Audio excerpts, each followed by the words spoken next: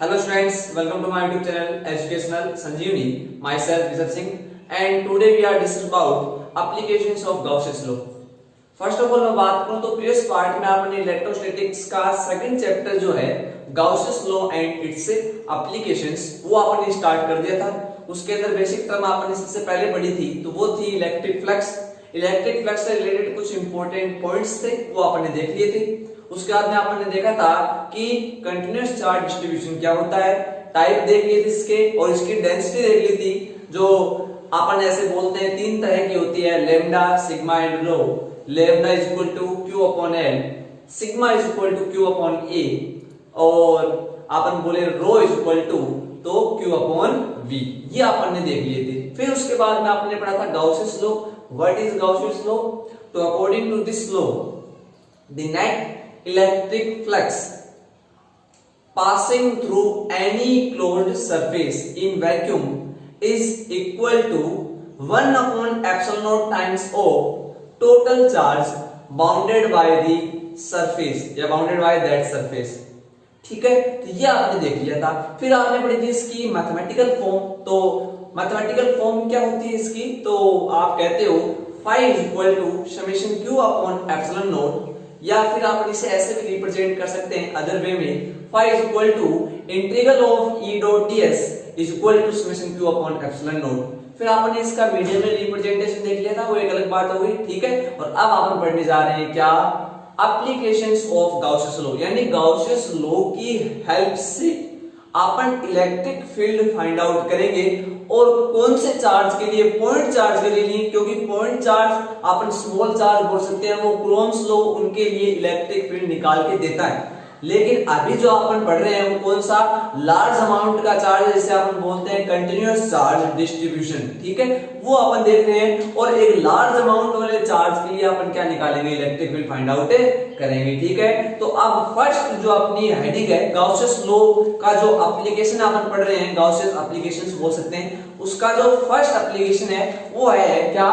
Electric field intensity due to infinite long linear charge. Wire बोल देते हैं कई बार, वायर नाम भी आ जाता है और चार्ज नाम भी आ जाता है, लीनियर चार्ज एक ही बात है। तो आप फर्स्ट जो है वो देखोगे क्या? Electric field intensity due to infinite long linear charge. ये अपना फर्स्ट एप्लीकेशन है गाउसियस लॉ का। ठीक है, और ये एप्लीकेशंस जितने भी हैं इन्हें पढ़ने से पहले मैं आपको एक हिंट बताऊंगा, उस हिंट के अकॉर्डिंग ही आपको क्या करना है? आगे बढ़ना है। ठीक है, तो चलो अपन स्टार्ट कर देते हैं। मैं आपको वो जो हिंट है वो एक बार बता देता हूं कि उस हिंट में आपको क्या करना है। वो हिंट लिख रहा हूं मैं, आप सारे ध्यान रखोगे। ये हिंट लिख देता हूं। चलो, गाउसेस एप्लीकेशन जब आप पढ़ोगे इसका मीन है कि आप गाउसेस लॉ की हेल्प से क्या फाइंड आउट करोगे? इलेक्ट्रिक फील्ड फाइंड आउट करोगे। ठीक है, तो बेसिकली है क्या कि आप इलेक्ट्रिक फील्ड फाइंड आउट करने के लिए गाउसेस लॉ है ना काम में ले रहे हो। तो अब आपको कुछ बेसिक टर्म्स जो मैं यहां लिख रहा हूं इस हिंट में, वैसे वैसे आपको चलना है। ठीक है, तो फर्स्ट ऑफ ऑल क्या आप चार्ज बनाओगे? Withdraw charge. अपन क्या करेंगे? चार्ज को ड्रॉ कर लेंगे। ठीक है, चलो सेकंड जो स्टेप है उसमें आपको क्या करना है? आपको कंसीडर करनी है गाउसियन सरफेस। एक सुटेबल गाउसियन सरफेस आपको कंसीडर करनी है जिससे वो चार्ज वो क्या हो जाए? क्लोज्ड हो जाए। तो यहां आप लिखोगे कंसीडर गाउसियन सरफेस। ठीक है, थर्ड पॉइंट अब आप देख लो। तो सेकंड में आपने क्या किया? गाउसियन सरफेस क्या कर ली? कंसीडर कर ली। ठीक है, चलो फिर आप क्या? पॉइंट P जिसे बोलते हैं अपन कौन सा पॉइंट है? Observation point. It is a point at which we find out that net electric field intensity. अपन क्या फाइंड आउट करते हैं इसके ऊपर? Net electric field intensity find out करते हैं। तो पॉइंट P और डिस्टेंस R, इसी के साथ में लिख रहा हूं मैं ये डिस्टेंस R, ये आप फाइंड आउट करोगे। ठीक है, चलो फोर्थ पॉइंट पे आप क्या करोगे? देखोगे फिर आप फाइंड आउट करोगे एरिया वेक्टर। तो फाइंड एरिया वेक्टर। ठीक है, विद डायरेक्शन, विद डायरेक्शन, ठीक है। डायरेक्शन के साथ में आप क्या करोगे, एरिया वेक्टर फाइंड आउट करोगे। Fifth, right angle between E and area vector. हाँ, एरिया वेक्टर और E यानी इलेक्ट्रिक फील्ड के बीच में आप एंगल को फाइंड आउट करोगे और लिखोगे उसे। और सिक्स्थ पे आप अब क्या करोगे, अब आप करोगे apply Gauss's law, apply Gauss's law. That means phi is equal to integral of E dot ds is equal to summation q upon epsilon naught। This is the basic terms जो आपको अप्लाई करनी है। इस पे गाउसियस law के जितने भी applications हैं उन पे आपको ये अप्लाई करनी है। ये अप्लाई करते हो और ऐसे ही आप अप्लाई करोगे तो आपके डेरिवेशन है वो जल्दी याद होगा। सबसे पहले तो मैं आपको बताऊं बातें, और उसका जो डायग्राम है वो आप इजी वे में बना पाओगे, ठीक है। तो आपको ये हिंट याद रखनी है, सबसे पहले चार्ज ड्रॉ करना है, फिर गाउसियन सरफेस ड्रॉ करनी है। पहले चार्ज, फिर Gaussian surface, suitable Gaussian surface, फिर पॉइंट पी और डिस्टेंस आर, जिससे आपके डायग्राम उसमें कुछ भी चीज है वो नहीं रहेगी, ठीक है।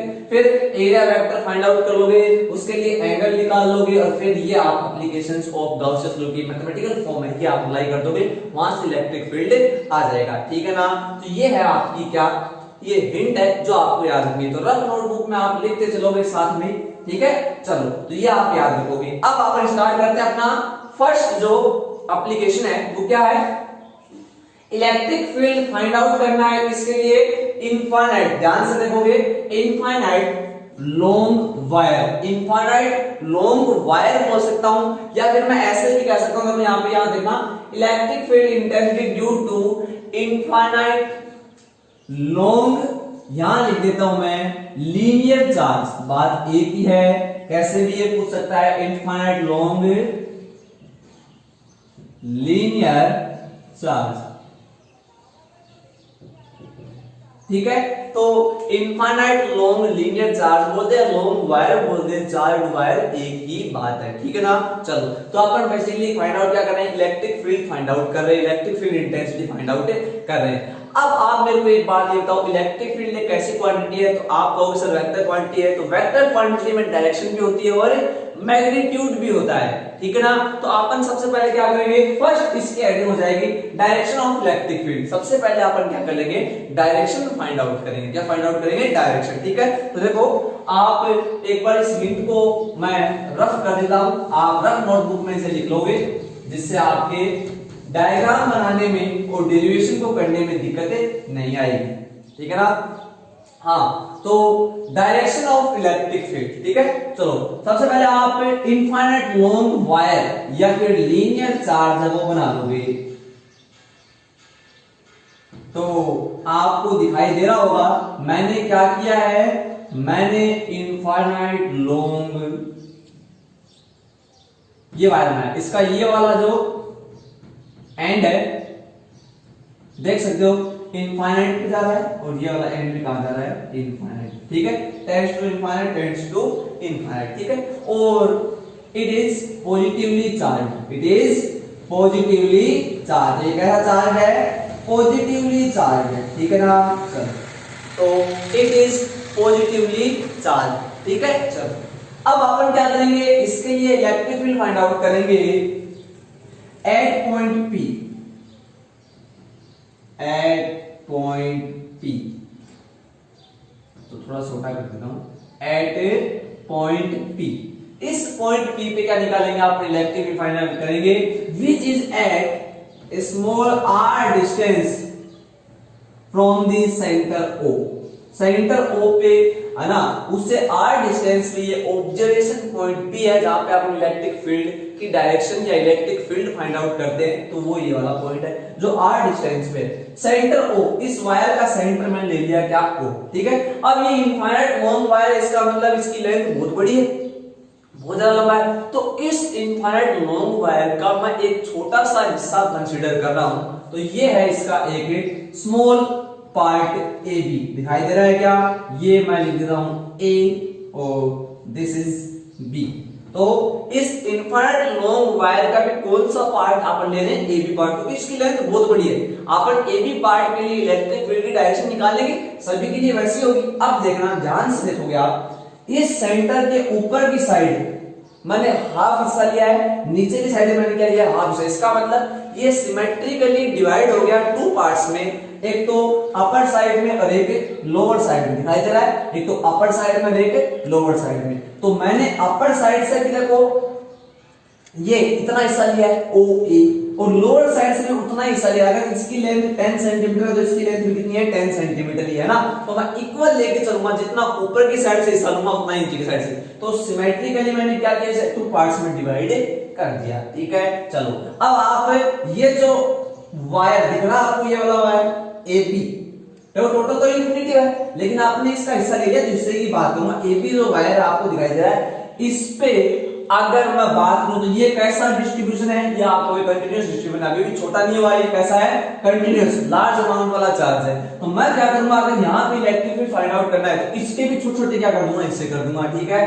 तो यहां मैं एक छोटा सा क्या ले लेता हूं, ये एलिमेंट कंसीडर कर लेता हूं, हैविंग लेंथ dl, ठीक है। और इस साइड भी एक dl लेंथ का मैं क्या कंसीडर कर लेता हूं? एक एलिमेंट कंसीडर कर लेता हूं। ये चार्ज एलिमेंट है, इसका चार्ज है dq, है ना। और दोनों जो एलिमेंट्स है a और b, ठीक है ना, एकदम एंड पे a और b, वो सेंटर से इक्वल डिस्टेंस पे, किस डिस्टेंस पे? इक्वल डिस्टेंस पे, ठीक है। अब इस एलिमेंट चार्ज के लिए, ये जो एलिमेंट चार्ज आपने बनाया है, एलिमेंट, ये एलिमेंट चार्ज हो गया आपका, ठीक है। एलिमेंट चार्ज के लिए यहां इलेक्ट्रिक फील्ड जो आएगा, इस वाले के लिए आएगा, उसे मैं देखो आप होता है टोटल नहीं आ रहा, स्मॉल आएगा, उसे लिख देखो इलेक्ट्रिक फील्ड को ई से रिप्रेजेंट करते हैं, लेकिन स्मॉल आएगा तो डी। तो इसके लिए जो इलेक्ट्रिक फील्ड आएगा उसे DE1 से रिप्रेजेंट कर दूंगा, और इसके लिए जो आएगा उसे DE2 से मैं रिप्रेजेंट कर दूंगा, ठीक है। चलो तो सबसे पहले मैं करता हूं,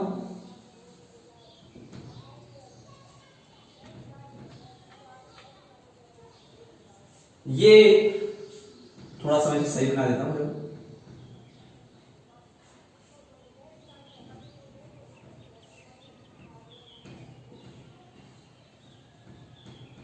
ठीक है।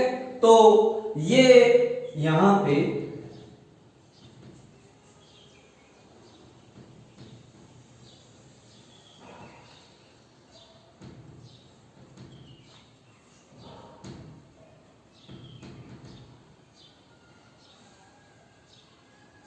ठीक है। तो ये जो यहां इलेक्ट्रिक फील्ड क्या करेगा? प्रोड्यूस करेगा, वो है देखो इस डायरेक्शन में डी ई और 1, इस डायरेक्शन में। क्यों? क्योंकि आपको पता है ये पॉजिटिव चार्ज एलिमेंट है, पॉजिटिव चार्ज है इसका, और पॉजिटिव से अवे फ्रॉम पॉजिटिव चार्ज, और इसकी वजह से जो इलेक्ट्रिक फील्ड आएगा वो भी क्या आ जाएगा? Away from positive charge. सही है क्या बोलूं?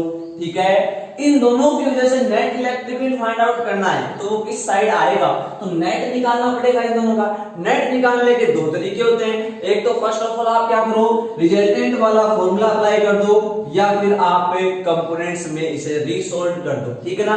अब देखो मैं सपोज लेता हूं एंगल कितना है? थीटा है। दैट मींस अगर मैं यहां पे हॉरिजॉन्टल लाइन ये ड्रॉ करूं,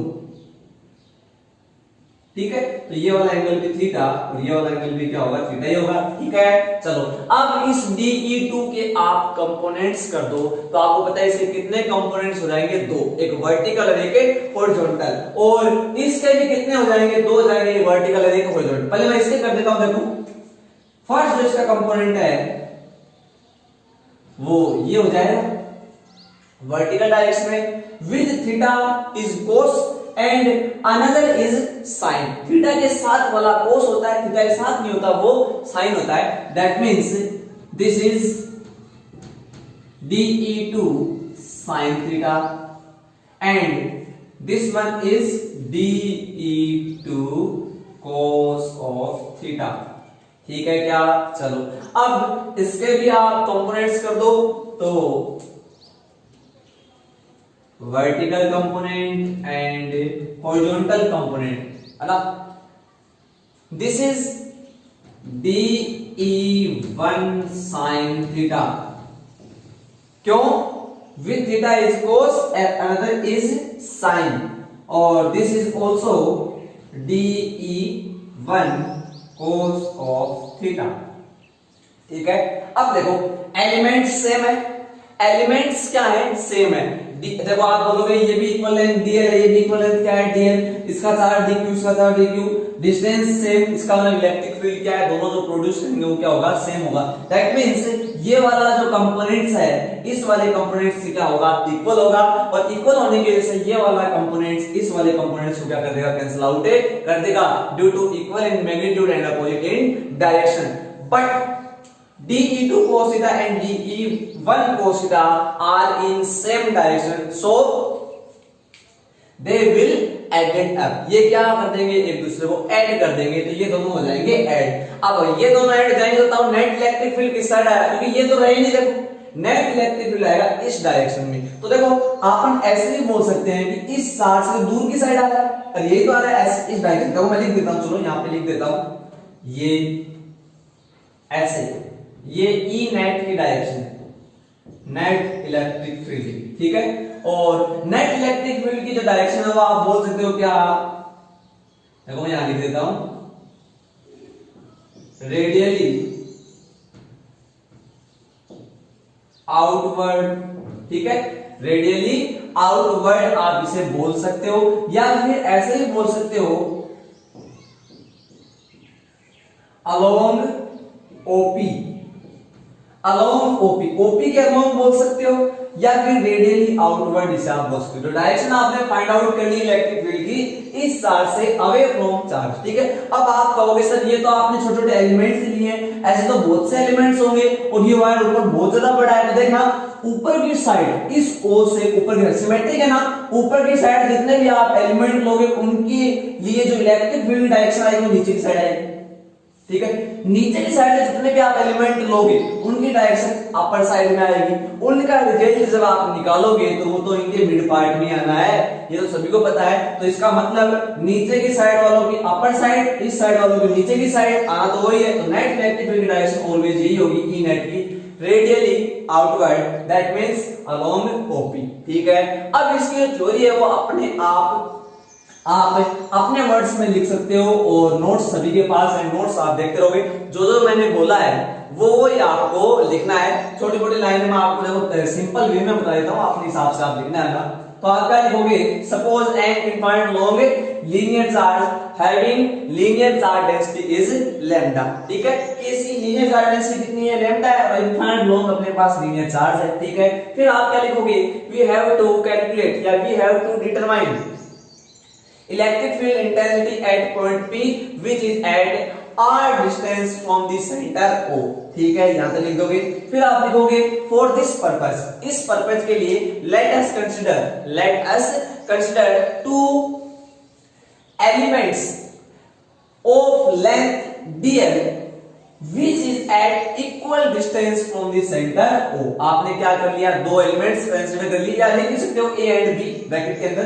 तो आपने दो एलिमेंट्स कंसीडर कर लिए जो सेंटर से क्या है? इक्वल डिस्टेंस के ऊपर है। ठीक है, फिर आप लिखोगे electric field intensity due to these elements are DE1 and DE2 respectively.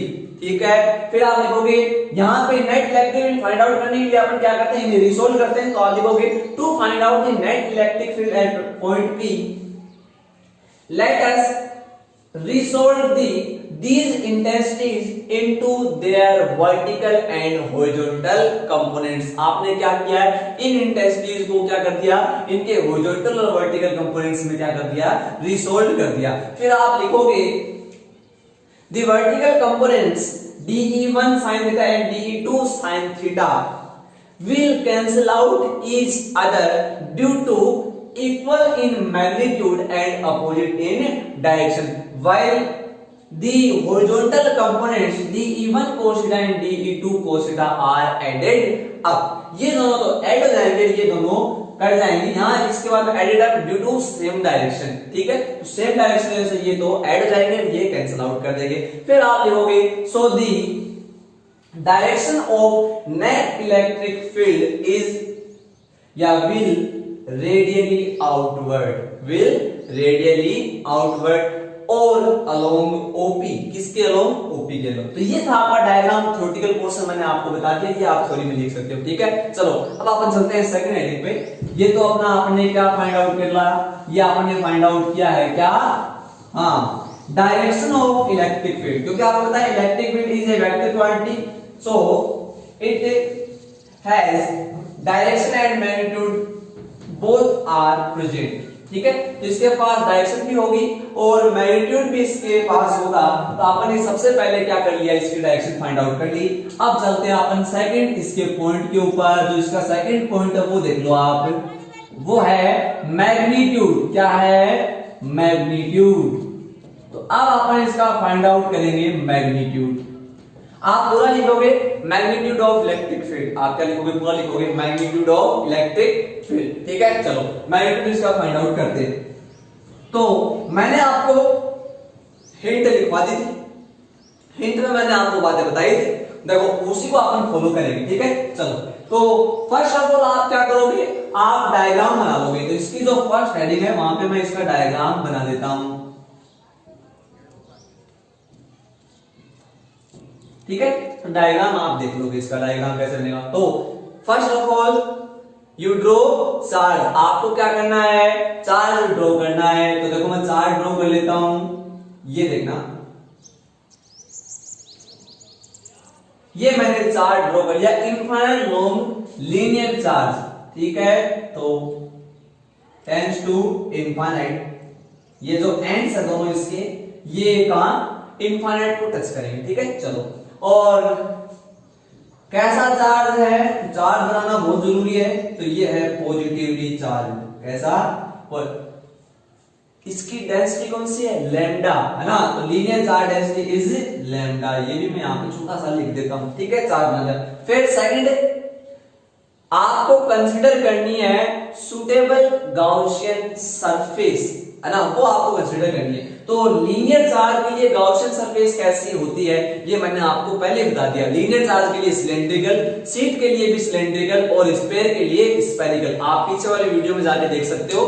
और ये बातें मैं आपको बता चुका हूं। गाउसियन सरफेस लीनियर चार्ज के लिए कैसे बनेगी, सिलेंड्रिकल। तो आप इसके लिए क्या बनाओगे, सिलेंड्रिकल गाउसियन सरफेस बनाओगे। लेकिन इसका जो पार्ट है वो केवल ए बी आप लोगे, देखो टोटल नहीं लेना अपने को, इनफाइनाइट लो। और आप लास्ट में देख भी लेना, इसका जो आंसर आएगा वो आएगा 2k लैम्डा अपॉन आर। मैं आपको बताऊंगा, देखो सिखाऊंगा सारी बातें। 2k लैम्डा अपॉन आर आता है, वो आप देखना। इसका मीन क्या है, लेंथ नहीं आएगी उसके अंदर, तो लेंथ पे डिपेंड ही नहीं करता, ठीक है। तो आप याद रखो, मैं इसका छोटा सा पार्ट ले रहा हूं, ये ए बी, जिसके लिए मैं इलेक्ट्रिक फील्ड का मैग्नीट्यूड निकालूंगा, फॉर्मूला निकालूंगा, ठीक है। चलो देखो यहां मैं कंसीडर कर लेता हूं क्या, ये गाउसियन सरफेस, ठीक है। कैसी गाउसियन सरफेस है, सिलेंड्रिकल, कैसी है, सिलेंड्रिकल, ठीक है। तो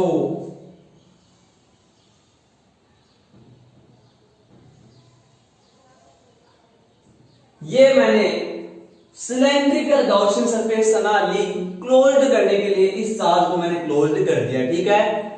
हैविंग लेंथ, लेंथ तो है इसकी कितनी, ये है आपकी small L and radius is small R, ठीक है। चलो यहां आप लिख भी सकते हो, ये क्या है, सिलेंड्रिकल गाउसियन सरफेस,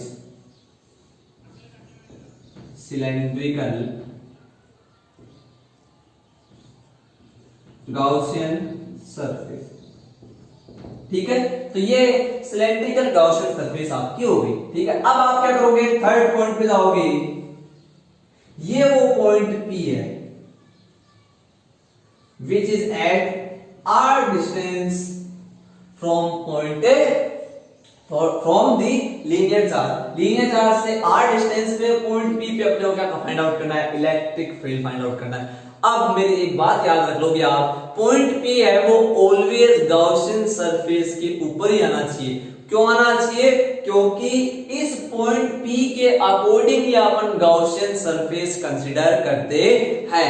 यानी पहले अपन देखो ऐसे ही करते हैं कि पहले चार्ज बना लेते हैं, फिर अपन देख लेते हैं जैसे r डिस्टेंस रखने को क्या करना है, इलेक्ट्रिक फील्ड फाइंड आउट करना है, फिर यहां से इसे क्लोज करोगे। तो आपको ये याद रखना है ऑलवेज पॉइंट P है वो गॉसियन सरफेस के ऊपर ही आएगा। ठीक है, चलो तो ये r डिस्टेंस पे आपका क्या हो गया, पॉइंट P हो गया। ठीक है, अब आप इसके फोर्थ पॉइंट पे चलोगे, तो फोर्थ पॉइंट फिफ्थ पॉइंट वो आपको क्या कहते हैं, तो आपको फाइंड आउट करना है एरिया वेक्टर। अब मेरे को बताओ इसमें कितने एरिया है, तो इस सरफेस में 3 सरफेस है, कौन कौन सी, तो आप कहोगे upper circular surface, lower circular surface and curved circular नहीं है ये, या आप ऐसे बोल सकते हो कर्व्ड सिलेंड्रिकल सरफेस। तो एक होगी सिलेंड्रिकल सरफेस। ठीक है, तो फर्स्ट ऑफ ऑल मैं इसकी बात करता हूं। इस वाली सरफेस को मैं S1 से डिनोट कर देता हूं, इस वाली सरफेस को S2 से, और दिस इज S3। ठीक है ना, डिनोट कर दिया। ठीक है, अब केवल इस सरफेस की बात करते हैं। ये बहुत ही बड़ी सरफेस है, और बड़ी सरफेस है इसका मतलब इसका जो एरिया आप या इससे जो फ्लक्स आप निकालोगे, तो कैसे निकालोगे बताओ, आप कहोगे सर इसके छोटे छोटे एलिमेंट्स करने पड़ेंगे, तो आप इसका एक छोटा सा एलिमेंट यहां कंसीडर कर लो, ये दो, ये मैंने थोड़ा सा डार्क कर दोगे, थोड़ा सा दिखाई दे आपको। ठीक है, ये आपने एलिमेंट कंसीडर कर लिया। बताओ direction of area vector of this element, तो ये छोटा एलिमेंट है, इसका मतलब एरिया S नहीं होगा, क्या होगा ds, तो इसका जो एरिया वेक्टर आएगा ds आ जाएगा। और इलेक्ट्रिक फील्ड की डायरेक्शन वो ऑलवेज थोड़ी देर पहले निकाली थी, रेडियली आउटवर्ड। ठीक है, क्या एंगल भी यही निकाल दो एक साथ, theta is equal to 90। First complete. Second, यहां आप एक क्या करोगे, छोटा सा एरिया एलिमेंट यहां कंसीडर कर लोगे। ठीक है, थोड़ा डार्क कर दोगे इसे, और this is the direction of area vector and also direction of electric field. ठीक है, E की और ds की डायरेक्शन क्या होगी, सेम होगी, that means theta is equal to 0। ठीक है, अब चल लेते हैं थर्ड पॉइंट पे। यहाँ थर्ड सरफेस पे ये वाला सरफेस है, यहाँ पे मैं ये क्या कर लेता हूँ, ये एक कंसीडर कर लेता हूँ area element area small area. Direction हो गई एरिया वेक्टर की, नीचे साइड है वो परपेंडिकुलर होती है, सभी को पता है, परपेंडिकुलर परपेंडिकुलर परपेंडिकुलर।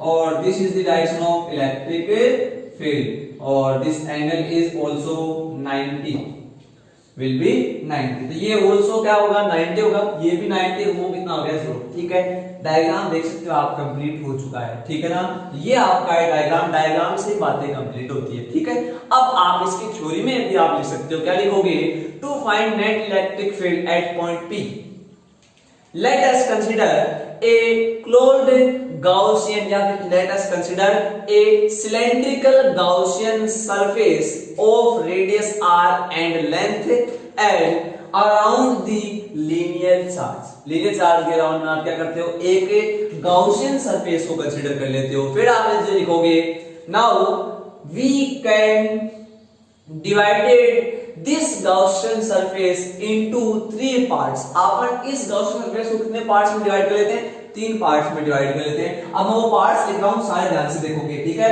तो फर्स्ट जो आपका पार्ट है वो क्या हो जाएगा बताओ, तो आप लिखोगे अपर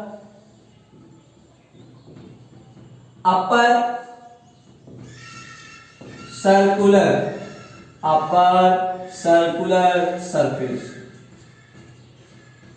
ठीक है, S1 आपकी अपर हो गई। फिर curved cylindrical,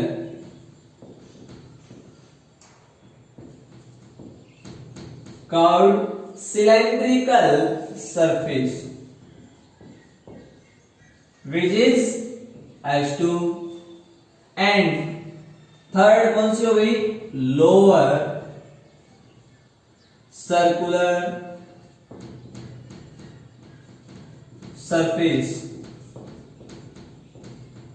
which is S. ये वाले एप्लीकेशन में आ रही है कि फर्स्ट ऑफ ऑल आपने सर्कुलर सरफेस ले लिया S1, second S2 and S3, तीन अलग अलग पार्ट्स में आपने इसे क्या कर दिया, डिवाइड कर दिया। ठीक है, अब आप क्या लिखोगे, यहां लिखोगे आप क्या, नेट नहीं लिखोगे, यहां लिखोगे आप net electric flux, net electric flux from Gaussian law, from Gaussian law, E dot ds is equal to summation q upon epsilon naught। ये नेट इलेक्ट्रिक फ्लक्स आपने लिख दिया है, दिखाई दे रहा होगा आपको।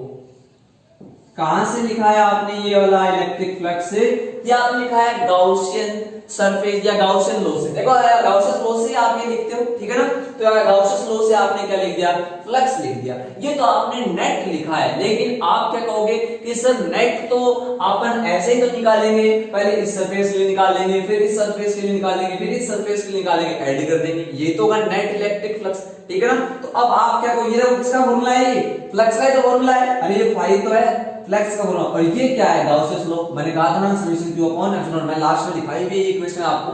तो ये आपने लिखा है कि ये टोटल सरफेस के लिए, इस टोटल सरफेस के लिए फ्लक्स था। नीचे आप इसके ऐसे लिखोगे, for all three surfaces.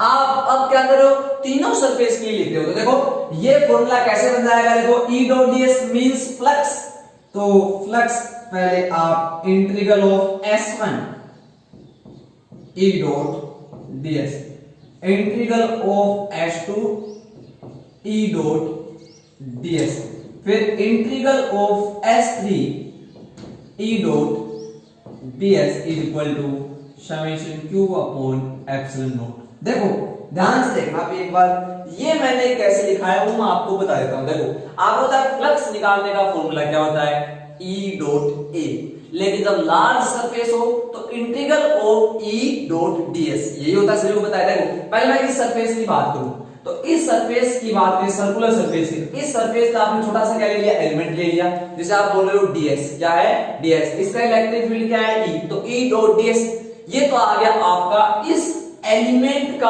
Flux. लेकिन आपको इस पूरी सरफेस का निकालना है, तो उसका क्या कर दोगे, इंटीग्रल, तो आप बोलोगे इंटीग्रल E डॉट ds। ध्यान से सुनो मेरी बात को, देखो दोबारा देखो, इस पे मैंने छोटा सा एलिमेंट लिया, ऐसे इससे बहुत सारे एलिमेंट होंगे, सारों को ऐड करना पड़ेगा, ऐड करने के लिए अपन इंटीग्रल काम में लेंगे। ठीक है, तो देखो पहले मैं इस छोटे से एलिमेंट की बात कर रहा हूं, इस पूरी सरफेस पे मैंने सरफेस लिया S1, और उस सरफेस में मैंने एलिमेंट लिया है, ये एलिमेंट कौन सा है, ds एलिमेंट है, तो इसका फ्लक्स क्या आ जाएगा, E डॉट ds आ जाएगा। ठीक है ना, तो आप बोलोगे फ्लक्स E डॉट ds, लेकिन ये तो इस एलिमेंट का है, अपने को पूरी सरफेस का निकाला है, तो इसका क्या कर दो, इंटीग्रल, लेकिन इंटीग्रल के नीचे लिखोगे कौन सरफेस S1, तो देखो दिख रहा है आपको E dot ds S1। Similarly for second surface, second कौन सी है, आपकी सिलेंड्रिकल सरफेस है, उसके लिए मैंने लिख दिया, और थर्ड सरफेस के लिए मैंने क्या लिख दिया, E dot ds is equal to, ये आ गया summation q upon epsilon naught. Summation q upon epsilon naught क्यों आया, क्योंकि ये क्या है, आपको बताया कि फ्लक्स किसके इक्वल होता है, गाउसियन लॉ से फ्लक्स इक्वल होता है summation q upon epsilon not के। ठीक है, तो ये मैंने लिख दिया। ठीक है ना, अब इस इक्वेशन को ही अपने को क्या करना है, कैलकुलेट करना है, इलेक्ट्रिक फील्ड आ जाएगा। ठीक है, चलो देखो फर्स्ट ऑफ ऑल अपन क्या करेंगे, इस डॉट को हटाएंगे, तो डॉट हटाएंगे तो ये आपका डॉट प्रोडक्ट है, इसका मींस क्या है, cos थीटा आएगा, क्या आएगा cos, और क्रॉस होता तो फिर sin आता। सभी को पता है a dot b a b cos theta, और a cross b a b sin theta. That means अगर मैं ये वाला डॉट हटाऊं तो देखो integral of e ds cos of theta for S1 surface, फिर integral of E ds cos of theta S2 surface, integral of E ds cos of theta S3 surface, summation q का mean क्या है सारे बताओ। Summation q मतलब total charge कैसे निकालते हैं? अरे चार्ज डेंसिटी से, याद है क्या? चार्ज डेंसिटी आपने क्या निकाल लेते हैं? टोटल चार्ज निकालने का फॉर्मूला याद करो। आप क्या करते हो टोटल चार्ज निकालने के लिए? ये देखो, याद है क्या? लैम्डा से मल्टीप्लाई कर देते हैं, क्योंकि summation Q is equal to lambda into L. ठीक है, चलो तो समेशन क्यू की वैल्यू क्या आ गई? Lambda into L. सभी को पता है क्योंकि लैम्डा इज इक्वल टू होता है क्यू अपॉन एल, तो क्यू की वैल्यू क्या आ गई? लैम्डा है। तो यहां पे आप लिख देंगे lambda L upon epsilon not. ठीक है क्या? तो ये हो गया आपका वो इक्वेशन। ठीक है, अब मैं ऊपर की साइड से थोड़ा सा इसे रफ कर देता हूं, क्योंकि ये अपन काम में ले लेंगे।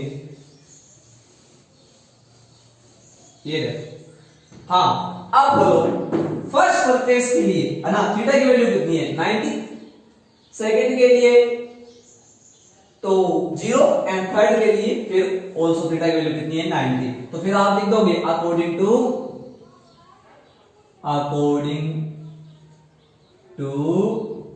डायग्राम,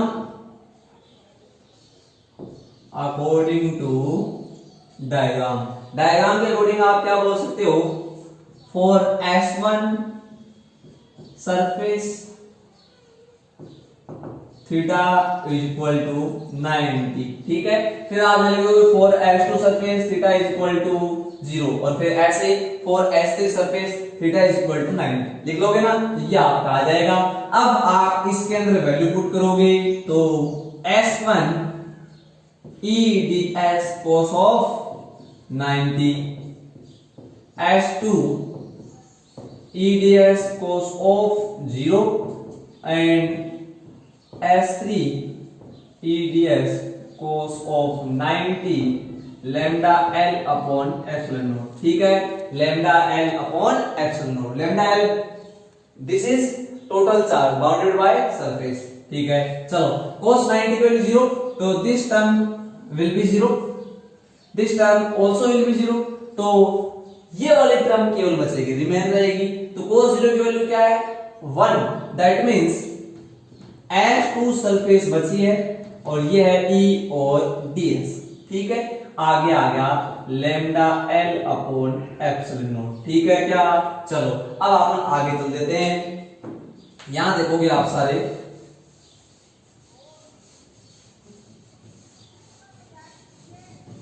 हाँ इलेक्ट्रिक फील्ड की डायरेक्शन क्या है? सेम है, that means it is constant. तो E को आप बाहर निकाल लोगे, S2 ds lambda L upon epsilon not. ds का इंटीग्रल s, और s बोले तो ds का इंटीग्रल s बोले तो एरिया कौन सी सरफेस का? S2 सरफेस का। S2 सरफेस कौन सी है? सिलेंड्रिकल, और सिलेंडर का एरिया क्या होता है? आपको सभी को पता है 2 पाई r h। 10th क्लास में आप पढ़ के आते हो कि सिलेंडर का जो एरिया है वो क्या हो जाता है? 2 पाई r और h होता है। सभी को पता है ना 2 पाई r h। तो you can say that 2 pi r और l सही है क्या? r इसकी रेडियस, l इसकी हाइट है, तो वहां हाइट को रिप्रेजेंट करते हैं h से, रेडियस को r से। यहाँ पे रेडियस है स्मॉल r और लेंथ है क्या? Small l। ठीक है, चलो अब आगे देखोगे lambda l upon epsilon not. l से l कैंसिल आउट हो जाएगा। E की वैल्यू बताओ, इलेक्ट्रिक फील्ड की वैल्यू। तो इलेक्ट्रिक फील्ड की वैल्यू आ जाएगी lambda upon 2 pi r epsilon not. This is the formula of net electric field at point P due to linear charge। ठीक है, अब देखो मैं इसे और भी आगे रिप्रेजेंट कर सकता हूं इसकी अदर फॉर्म में। इसकी जो अदर फॉर्म है वो आप देख लो, इसकी जो अदर फॉर्म है वो क्या हो जाएगी? देखो, हाँ मैं इसे k की फॉर्म में रिप्रेजेंट कर सकता हूं क्या? बिल्कुल कर सकता हूं। देखो मैं क्या करूंगा, यहां पे पहले लिखूंगा k क्या होता है? तो k की वैल्यू होती है 1/4 पाई एप्सिलॉन नॉट होती है। k की वैल्यू कितनी होती है? 4 पाई एप्सिलॉन नॉट। तो आप यहां से पाई एप्सिलॉन नॉट की वैल्यू निकाल सकते हो। किसकी?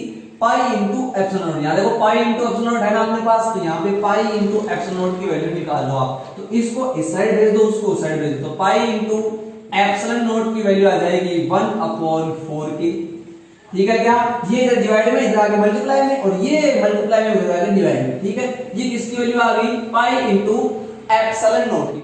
तो ये वैल्यू आप यहां पुट कर दोगे, तो वैल्यू पुट करोगे तो क्या आएगा, देखो E is equal to lambda two two R और पाई इंटू एप्सिलॉन नॉट की जगह 1/4k। अब ये वाला 4 के अपॉन में है तो ऊपर की साइड इसे आप देख सकते हो, तो 4k लैम्डा अपॉन 2r, 2 से इसे कैंसिल आउट कर दो, 2k लैम्डा अपॉन r। देखो एक तो तरीका हो गया ये जिससे आप इलेक्ट्रिक फील्ड को ऐसे रिप्रेजेंट कर सकते हो। एक और तरीका है वो आप देख लोगे, अदर वे में आप इसे क्या करोगे, कैसे रिप्रेजेंट करोगे।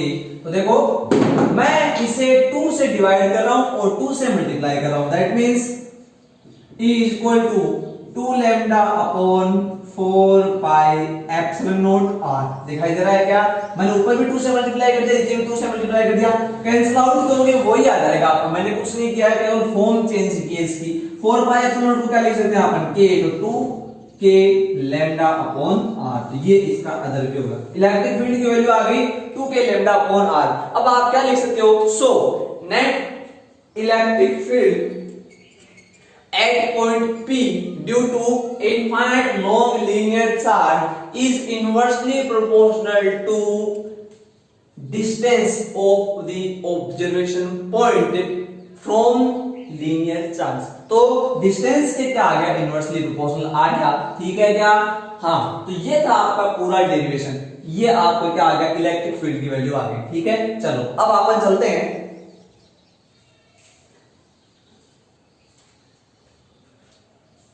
हाँ तो अब अपन इसका ग्राफ देख लेते हैं कि इसका जो ग्राफ है वो कैसा बनेगा। तो वो आप एक बार देख लो, इसका ग्राफ बना लेते हैं अपन कि ग्राफ इसका कैसे बनेगा। देखो तो आप हेडिंग डाल दोगे, graph between electric field and distance. Graph देख लो, अगर मैं y एक्सिस के अलोंग इलेक्ट्रिक फील्ड को रिप्रेजेंट करूं, ये इसका ओरिजिन पॉइंट हो गया, एंड डिस्टेंस को x एक्सिस के अलोंग लूं, तो आपको पता है E इनवर्सली प्रोपोर्शनल आया था 1/r की, आया था ना, क्योंकि E इज इक्वल टू आया था 2k लैम्डा अपॉन r, ठीक है। ये है इलेक्ट्रिक फील्ड का फॉर्मूला। ये डेरिवेशन बहुत ज्यादा इंपॉर्टेंट है, आरबीएससी बोर्ड में काफी बार आया हुआ है, तो आप इसे बहुत ज्यादा इंपॉर्टेंट लेके चलोगे, ठीक है। चलो E is equal to 2k lambda upon r, that means E inversely proportional to r and directly proportional to lambda। तो ग्राफ आ जाएगा ये, this is the graph between E and r, ठीक है। अगर आपको कह दे ग्राफ ड्रॉ करो किस में, E और लैम्डा में, तो अगर मैं इस साइड इलेक्ट्रिक फील्ड ले लूं, इस साइड में लैम्डा ले लूं, और ये ओरिजिन पॉइंट है, that means E directly proportional to lambda. देखो ये डायरेक्टली प्रोपोर्शनल का ग्राफ होता है स्ट्रेट लाइन, और कर्व्ड जो होता है वो किसके लिए होता है, इनवर्सली प्रोपोर्शनल, या ठीक है ना। ये हो गया आपके दोनों ग्राफ। तो ये डेरिवेशन आपका 4 मार्क्स में आता है, ठीक है। तो अब देखो मैं आपको बातें बताता हूं, आपको ये करना कैसे है, आपको डेरिवेशन जब भी पूछेगा तो आपको कैसे लिख के आना है, ठीक है। चलो तो देखो इस डेरिवेशन को 2 तरीके से ये पूछ सकता है एग्जामिनर, बोर्ड एग्जाम में 2 तरीके से आता है। फर्स्ट ऑफ ऑल 1 नंबर के अंदर, और सेकंड ये 4 नंबर के अंदर आएगा। तो जब ये 1 नंबर के अंदर पूछेगा तो आपको क्या पूछेगा, write the formula of electric field intensity due to linear infinite long linear wire बोल सकता है या चार्ज बोल सकता है। तो केवल फॉर्मूला लिखना है, केवल वैल्यू लिखनी है, तो आप लिखोगे फॉर्मूला, ठीक है ना। आप क्या लिखोगे, इसका केवल फॉर्मूला लिखोगे, तो आप लिख दोगे फॉर्मूला। ये जब आपको 1 नंबर में पूछा तब लिख के आना, E is equal to 2k lambda upon r, ठीक है। ये आप कब लिख के आओगे, जब आपको क्या पूछे, फॉर्मूला पूछे, तो ये लिख दोगे। वेयर यहां तक नहीं छोड़ना, वेयर बोलो lambda is equal to linear charge density. Lambda क्या है, linear charge density, and r is equal to distance, and E is equal to electric field, ठीक है। तो ये आपको 1 नंबर में पूछेगा, तो बस इतना ही लिख के आना है, ठीक है। और अगर 4 नंबर में पूछेगा तो आप क्या करोगे, तो आप इसे आगे भी स्टार्ट करोगे, यहां तक लिखने के बाद आप लिखोगे डेरिवेशन, डेरिवेशन, ठीक है। आप हेडिंग डालोगे इसका डेरिवेशन, और डेरिवेशन में फर्स्ट जो इसकी हेडिंग आ जाएगी क्या, direction of electric field diagram बनाओगे, डायरेक्शन लिखोगे। फिर सेकंड आ जाएगी क्या, magnitude of electric field diagram बनाओगे, और फिर इसका आप पूरा डेरिवेशन करोगे, और ग्राफ पूछा है तो उसका ग्राफ भी बना के आओगे, ठीक है ना। तो आप यहां तक करोगे, ठीक है। Thank you.